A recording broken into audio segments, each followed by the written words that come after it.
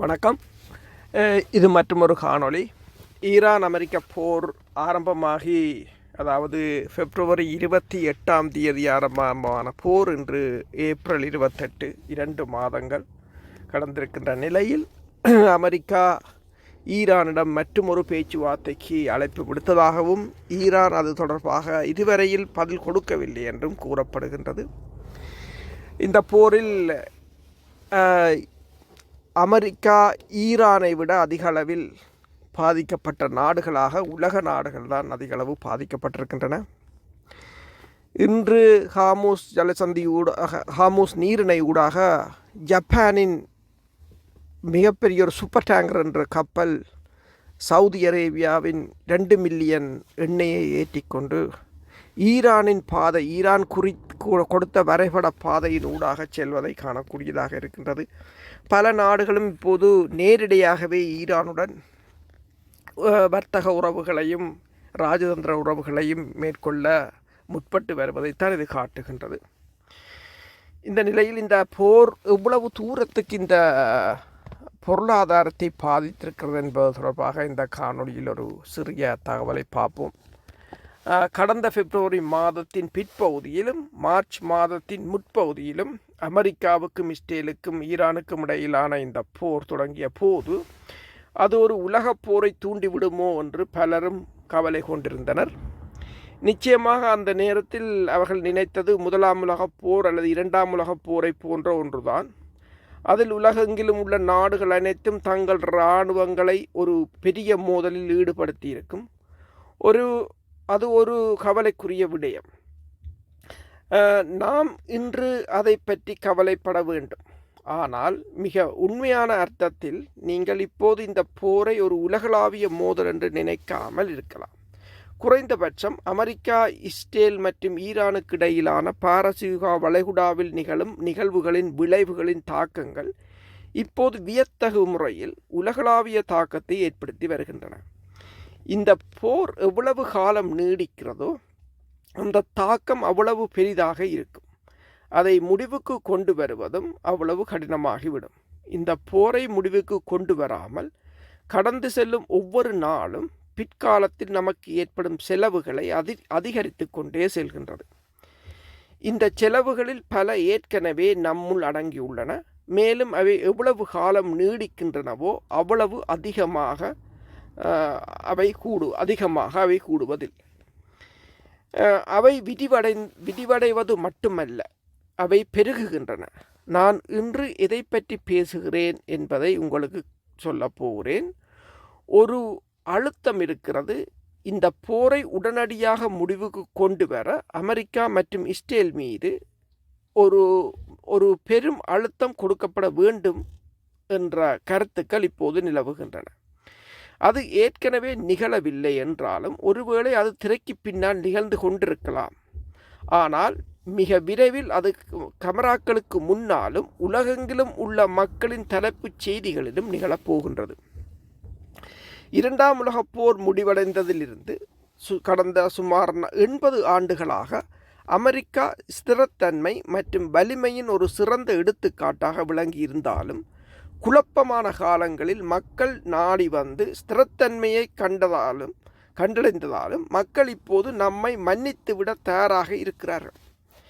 இப்போது அந்த ஸ்திரத்தன்மை காரணமாகவோ இப்போது அந்த ஸ்திரத்தன்மைக்கு காரணமாக நாம் தான் உள்ளோம்.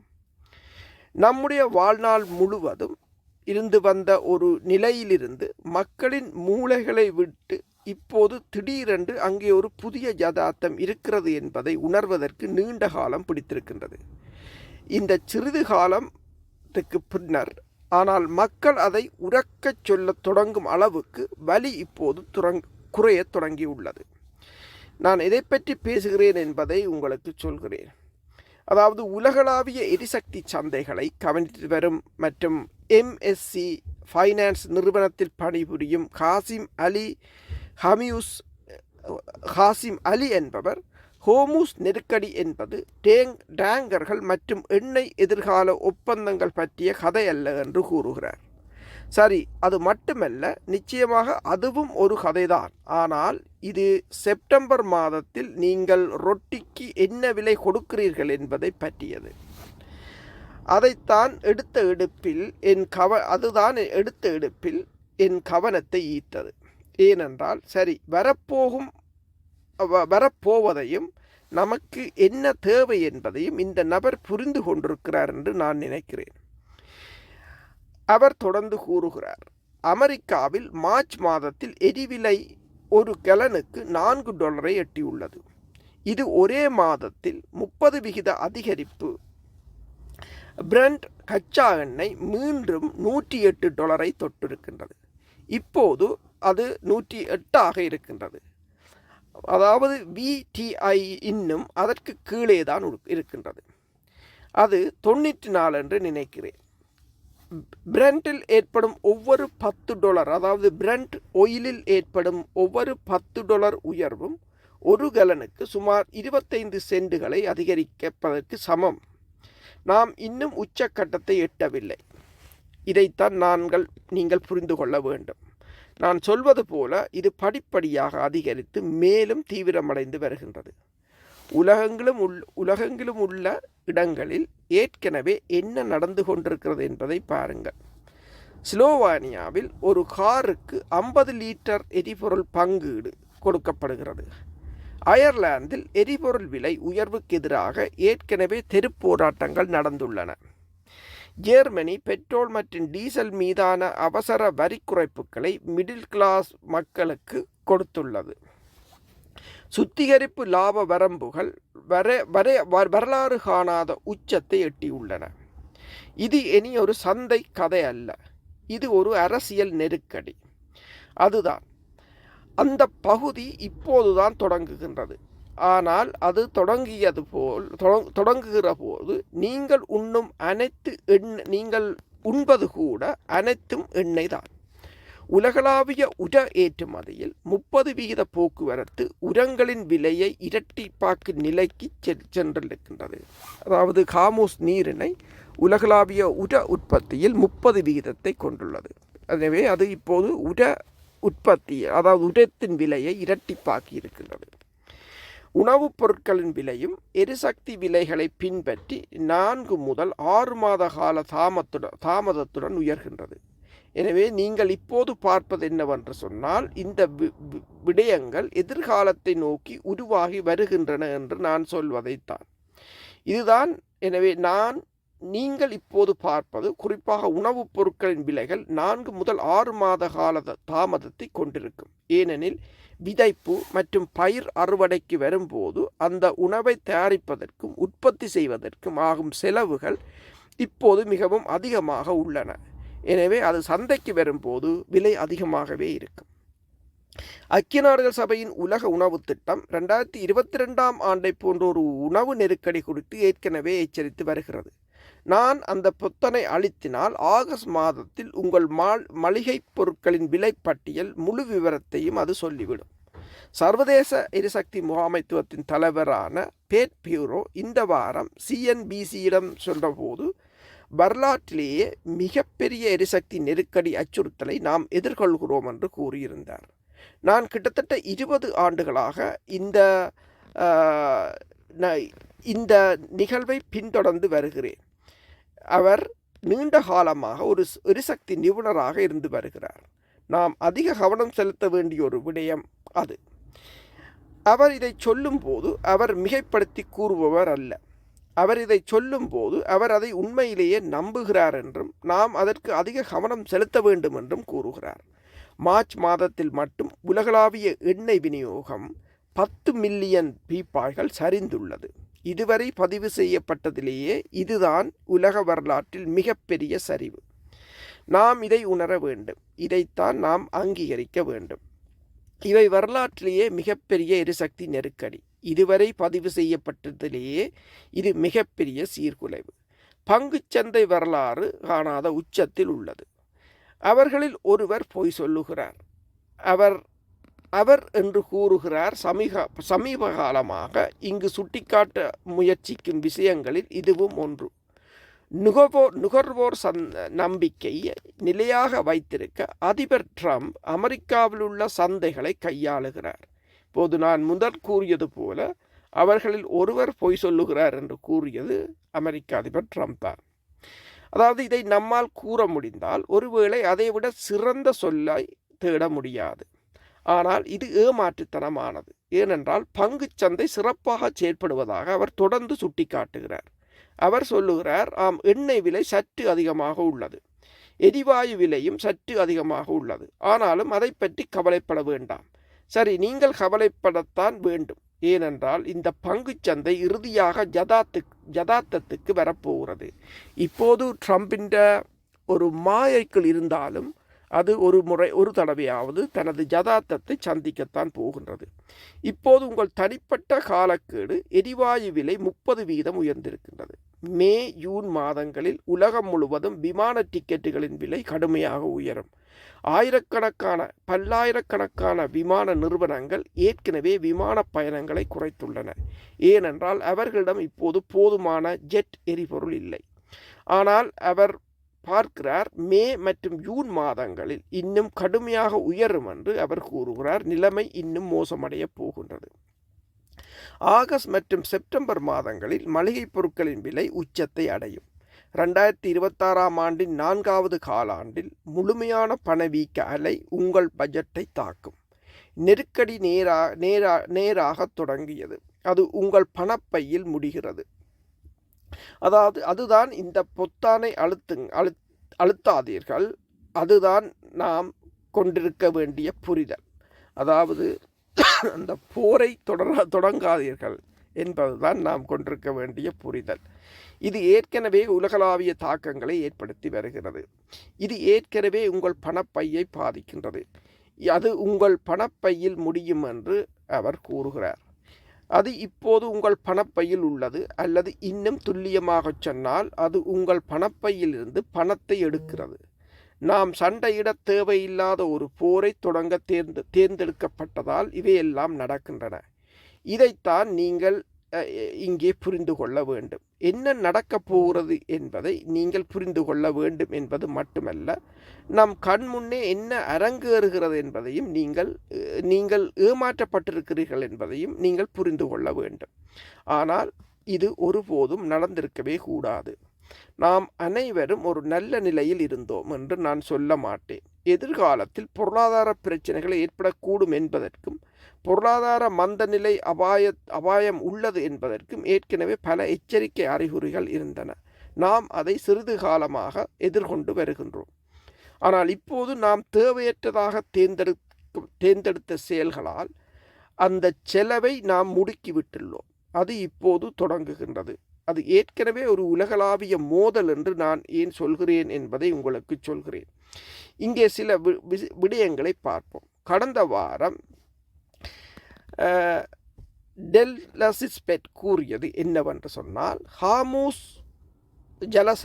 ஹார்மூஸ் நீரிணையில் இப்போது என்ன நடக்கிறது என்பதன் காரணமாக எண்ணெய் விலையும் எண்ணெய் போக்குவரத்து கட்டுப்படுத்தப்பட்டுள்ளது என்பதையும் நீங்கள் புரிந்து கொள்ள வேண்டும். ஆகஸ்ட் மாதம் வரை, அதாவது ஒருவேளை எண்ணெய் போர் இன்று அல்லது நாளை முடிவடைந்தால் உலகம் முழுவதும் தற்போது நிலவி வரும் போக்குவரத்து நெரிசலை சரி செய்வதற்கு குறைந்தபட்சம் ஆகஸ்ட் மாதம் வரை ஆகும். உலகங்களில் நிறுத்தப்பட்டுள்ள இந்த ஏராளமான காலி டேங்கர்கள் மீண்டும் உள்ளே வர அனுமதி கிடைக்குமா என்று காத்து கொண்டிருக்கின்றன. எல்லாம் முடிந்து போக்குவரத்து திறக்கப்பட்டு தடையின்றி சீராக விட்டால், அதாவது போக்குவரத்து திறக்கப்பட்டு தடையின்றி சீராகிவிட்டால், எல்லாம் சரியாக நடந்தால் அதை மீண்டும் தொடங்குவதற்கு இப்போதிலிருந்து ஆகஸ்ட் மாதம் வரையும் செல்லும்.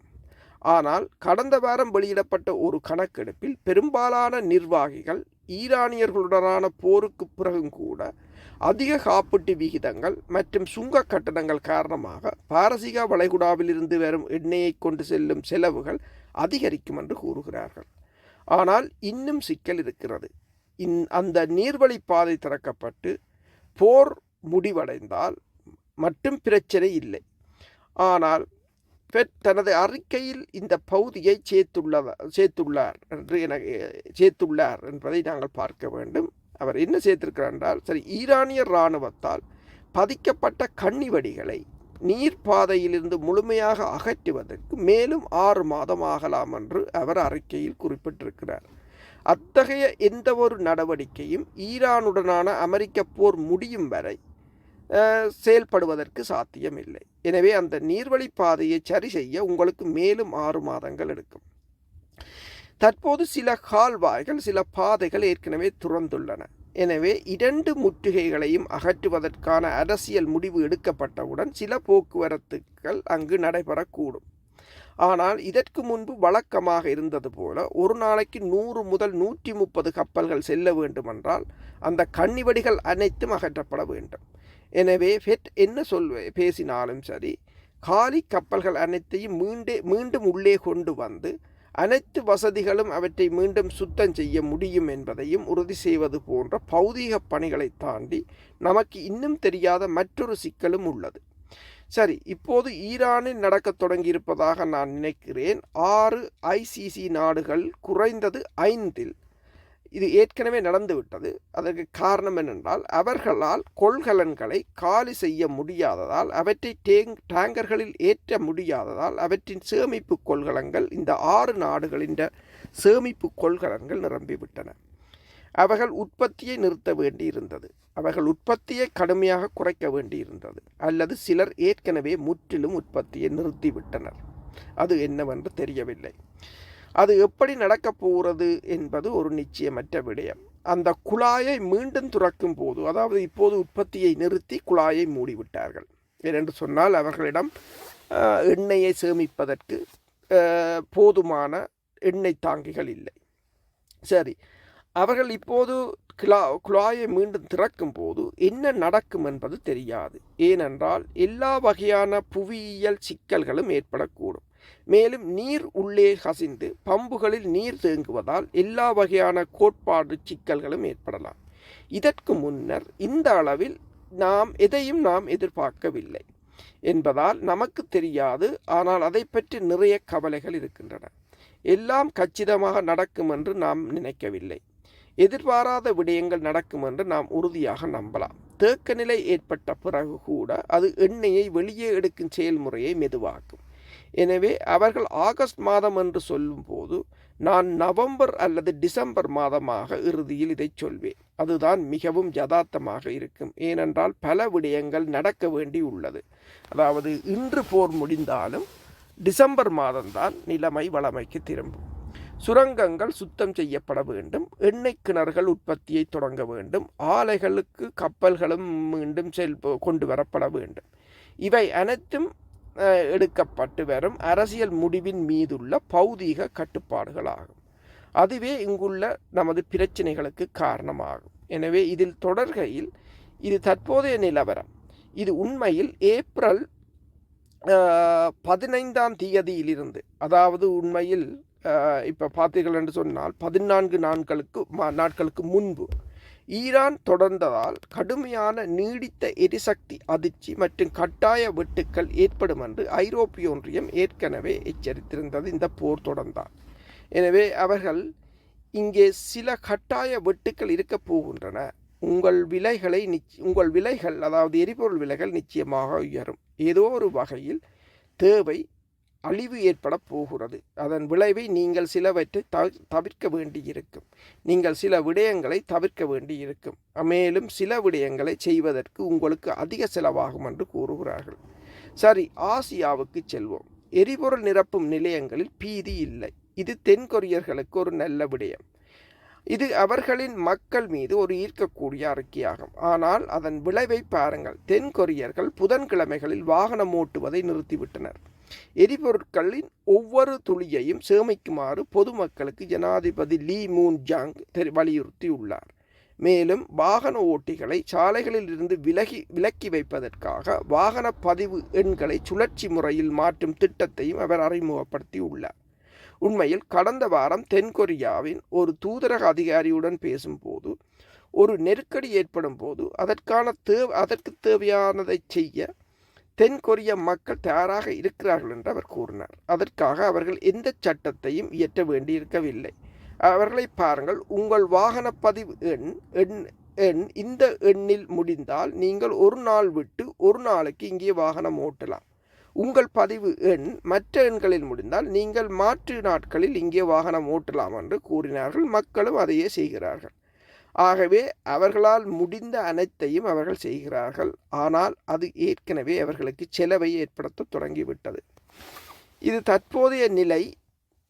இந்த நிலை எவ்வளவு காலம் நீடிக்கிறது என்பதை பொறுத்து நிலைமை இன்னும் மோசமடைவதற்கு முன்பு இது நிகழ்கின்றது. பிறகு இன்னொரு விடயம் இருக்கின்றது. இது வெறும் எண்ணெய் பிரச்சனை மட்டுமல்ல. பாரசீக வளைகுடாவிலிருந்து வரும் ஹீலியம், அதாவது இந்த ஈரானின் போர் காரணமாக ஹீலியத்துக்கு தட்டுப்பாடு உருவாகி வருகின்றது. இது குறைக்கடத்திகளுக்கு, அதாவது செமிகண்டக்டர்ஸ் சிப்ஸ் உற்பத்தி நிறுவனங்களுக்கு இது முக்கியமானது. மேலும் இது குறிப்பாக தாய்வானை தாக்கும். இதை நீங்கள் புரிந்து கொள்ளுங்கள். இது தாய்வானை மட்டும் தாக்கப் போவதில்லை, இது அவர்களை கடுமையாக பாதிக்கும். இந்த சிப்ஸ்களை வைத்துத்தான் தாய்வான் என்ன தயாரிக்கின்றது என்று நீங்கள் கேட்கலாம். இந்த சிப்ஸ் பலவற்றை தயாரிப்பதில் ஹீலியம் முக்கிய அம்சமாக இருக்கின்றது. அதுதான் எல்லாவற்றுக்குமான எரிபொருளாக இருக்கின்றது. இந்த நிலைமை எவ்வளவு காலம் நீடிக்கிறதோ அதை தளர்த்துவதற்கு அவ்வளவு காலம் ஆகும். அந்த அளவுக்கு எல்லாமே மோசமாக இருக்கும். மேலும் இது நாம் சந்தித்த கோவிட் பொது முடக்கத்தை விட மோசமானதாகும். அதன் காரணமாக ஏற்பட்ட விநியோகச் சங்கிலி தடங்கள் சில விதங்களில் அமையப் போகின்றது. இது குறிப்பாக வாகனத்துறையை எவ்வளவு கடுமையாக பாதிக்கப் போகிறது என்பது உங்களுக்கு நினைவிருக்கும். சரி, அது ஒரு அரசியல் விடயமாகவும் ஒரு சுகாதார பிரச்சனையாகவும் கோவிட் நெருக்கடி இருந்தது. ஆனால் அதற்கெல்லாம் காரணம் அமெரிக்க ஜனாதிபதி மற்றும் பெஞ்சமின் நெத்தனியாவுடன் இணைந்து எடுத்த ஒரே முடிவுதான். இதைத்தான் அவர்கள் எங்களுக்கு விளக்கினார்கள். நான் இப்போது உங்களிடம் பேசிய இந்த பிரச்சனைகள் அனைத்துக்கும் ஜனாதிபதி ட்ரம்ப் மற்றும் பெஞ்சமின் நெத்தனியாகு ஆகியோர் ஒருபோதும் தேவையில்லாத ஒரு போரை ஆரம்பித்ததன் காரணமாக ஏற்பட்டுள்ளது என்பது 100% உண்மையாகும். நன்றி.